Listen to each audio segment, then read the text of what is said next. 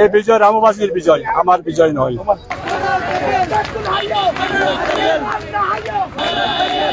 আমি আমার মার কাছে গিয়েছিলাম, আমার মা আছে, আমার মার সাথে দেখা হয়েছে।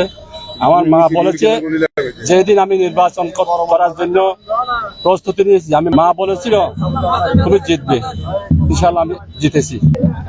এই বিজয় রামবাসীর বিজয়, আমার কিছু না। আমি শুধু রামবাসীর গোলামি করবো ইনশাল্লাহ। আমি রামবাসীর 5 বছর যদি একটা গোলাম জয়েন করলাম, আল্লাহ যদি আমাকে শরীর সুস্থ রাখে, আমি ওরা রামবাসীর সেবক হিসাবে কাজ করে যাব, রামবাসীর উন্নয়ন করে যাব এবং রামবাসীর সুখে দুঃখে থাকবো ইনশাআল্লাহ। পতাকারকুলি পরিষদ 2বার চেয়ারম্যান দায়িত্ব পালন করেছি। আমি সরকারি টাকা কোনোদিন আমার নিজের টাকা মনে করি নাই, এবং আমার নিজের টাকাও আমি মনে করছি এটা জনগণের টাকা।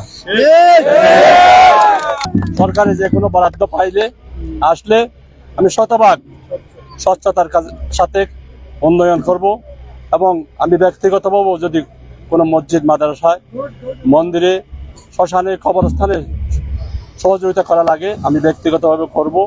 আমি কাজ করার লোক, জনগণ বুঝেছে, আমাকে দায়িত্ব দিয়েছে, আমি যথাযথ দায়িত্ব পালন করব।